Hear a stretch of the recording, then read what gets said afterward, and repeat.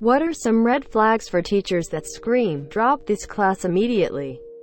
I had a teacher that I loved but everyone hated. My economics teacher was an absolute madman. First day of econ. Madman. First rule. Any and all cell phones are to remain off.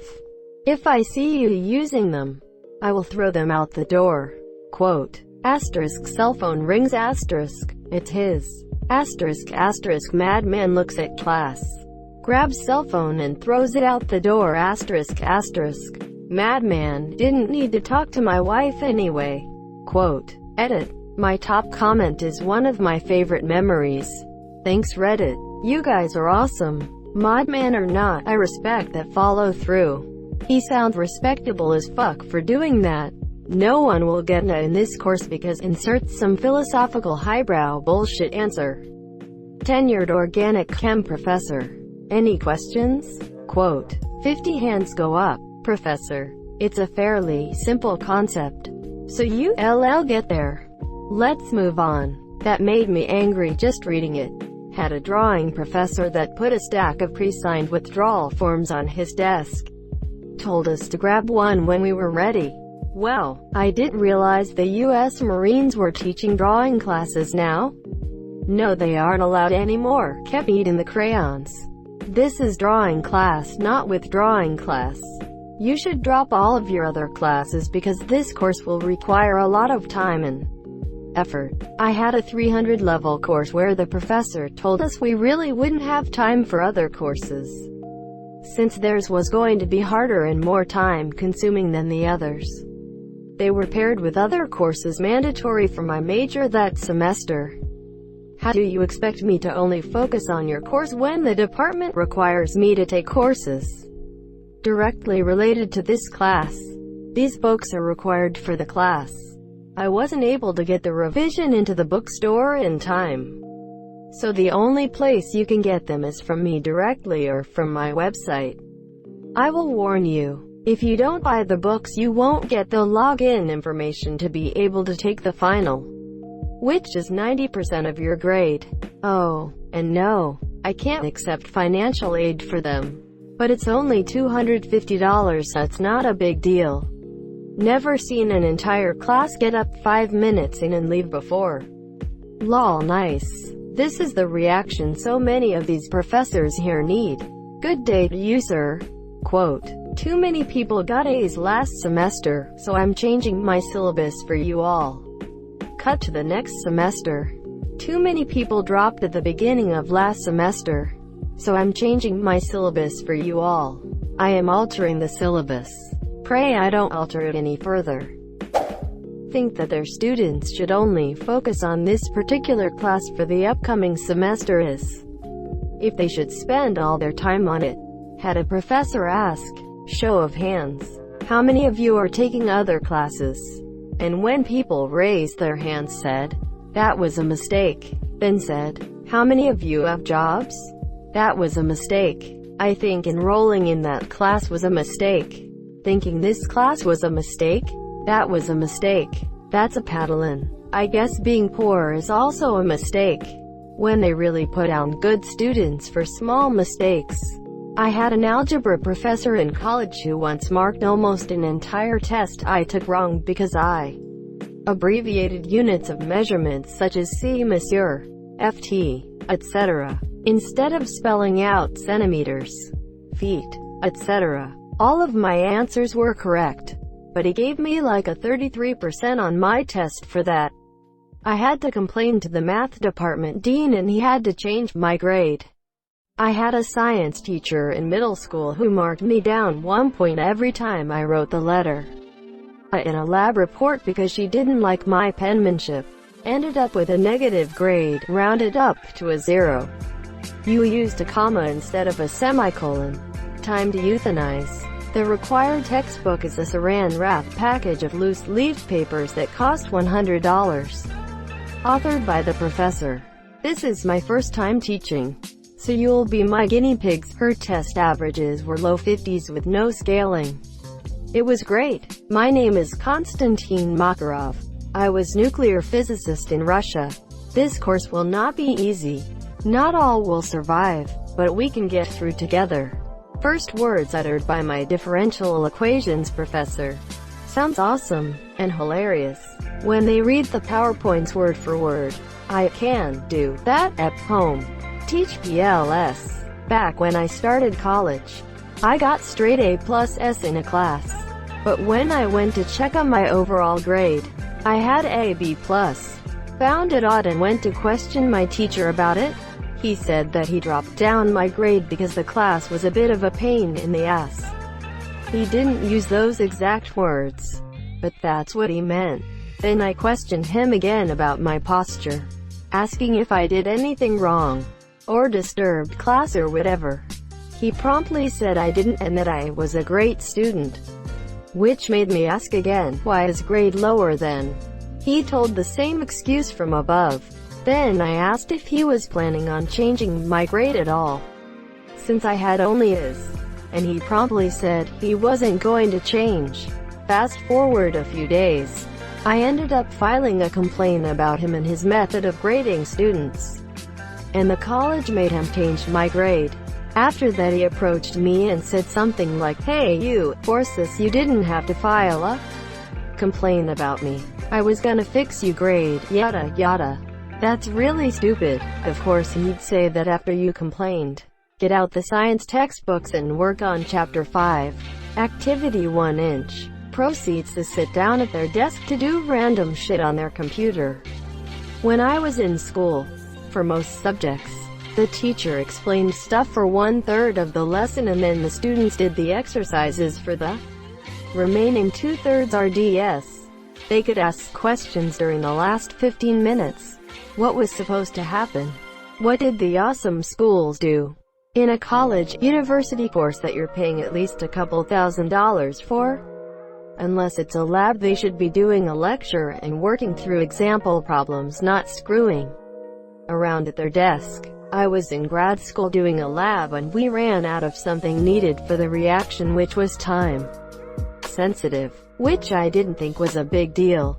Why don't we see what happens when we don't follow the recipe exactly and use math to find out how to adjust the formula to see what other results we get? Apparently the professor didn't like that idea. How dare I not follow instructions? She was the one dilly-dallying when she could have gotten more of the item we needed. So I had to scrap all my work and redo it, as a lesson to follow instructions. Heaven forbid a graduate student actually try something different from the instructions. Meanwhile, I'm terrified at the prospect of having to write my own experiments in Chem 2. Saw a course at my college called Digital Media and American Culture. Sounds neat, I thought. I'll go to a lecture during the shopping period. The professor is 10 minutes late. An 80-year-old man. Hugh gets up and literally asks a student in the front to tell him how many Facebook friends she has. And then, how many real friends do you have? Was flabbergasted when he asked if anyone in the classroom had read 1984 and most of the class raised their hands. He was 100% convinced that millennials never pick up books anymore. Yeah, no. Christ, was the class held on his lawn, and was he late because he had to yell at a cloud? I had a professor that in hindsight I really should have dropped. It was a Western civilization history class, and the first day the entirety of the class he spent talking about how he missed his old job teaching in Europe because American students are more lazy and incapable of getting as high up grades. Then he showed intro YouTube videos from his personal laptop hooked to a projector, and all of the recommend videos all had titles like Grinding with Thong, Sexy College Babe Grinding, etc. I thought he was just eccentric, but the guy was easily the worst teacher I ever had. He would expect you to totally memorize all the chapter. He would quiz on material that didn't matter for concepts, i.e., what was the name of Caesar's second cousin, when the information would be found in a huge family tree. The only students in the class with A's were women, and he would grade their quizzes differently and be much more lenient. The students compared quiz results. Someone in class called him out and he said that he was tired of teaching Americans and doesn't get paid enough. Literally, gives a test on the first day that will be counted against you. Had one of my mathematics teachers do this. Pride in the difficulty of their course. If everyone fails, it's not for an inability to learn, but for an inability to teach. I had a French professor like this. She gave us so much homework that I had a couple of hours a night of French homework and 3 other classes that were more important to my major. She handed back the homework the first week and dropped the bombshell on us that she was marking us down for any mistakes that she saw we had already erased and corrected ourselves on. Even if the final answer was the correct one, she marked it as if we turned in the wrong answer if she could see eraser marks. This wasn't some advanced class. This was goddamned French. I wasn't in the first wave to drop. Finally, it was between barely scraping by this class and passing my biochem class, so I dropped it. Too late to get a refund. She bragged every time someone dropped and ridiculed students who answered incorrectly. It was a really toxic learning environment. I took an economics course and bombed the first test. I went to the professor and told her, I really want to do well in your class. What are some suggestions you might have on how I can be successful? Quote. She looked at the grade on the test and said, you should drop the class and change your major. I may be shit at economics, but I can follow instructions. Something similar happened to me too. I bombed my first calc test, and when I went to the TA asking what I could do to at least pass, he told me, nothing. Just drop. You'll never pass with a score like that. I was even like, can I come to your office hours? And he said no, just drop, and walked away. Lol. I did, cause I'm stubborn, and got help from my engineering buddies and ended up with a B thanks to curve. That's shitty. I'm a TA, and even though I have my suspicions about students that probably won't make it through the major, I would never say that to their faces. If a student is trying to improve, it's my job to do my absolute best to help. If you are still in school, I hope you stick with math, or whatever major it was that required you to take calc, and don't let crappy TAs tell you what you can or can't do. I've had teachers that I just simply couldn't understand due to a language barrier, and in hindsight, I should have dropped immediately. I learned that basically if you can't understand what the teacher is saying, be prepared to teach yourself a lot of the class. I had an accounting teacher one time who was Chinese, and I remember sitting in that class on the first day, scratching my head because I had no idea what she was saying. I looked around and a lot of the other people had the same look on their faces. The next week I showed up to class, and what was once a classroom of about 40 people was now about 12. I should have known right there to drop, but I didn't. I stuck it out, and a few weeks go by and it didn't get any better. I got my first test back and completely bombed it. I told myself right then that I was going to have to teach myself the material, and that coming to class was pointless. So I taught myself accounting by using the textbook. Since I didn't go to class, one missed all of her pop quizzes, but just told myself I'll make it up on the tests. I only showed up for tests in the final, and lo and behold, I passed the class. This is a serious and common problem, monsieur. For a previous job, I interviewed more than 100 U.S. college students about their academic experience. One of my questions was what they found difficult about learning in college. At least half of them said they had a professor, usually math or statistics or economics, who was hard to understand. They were always a little hesitant about this. I eventually realized that they didn't want to risk sounding racist, which I guess is good.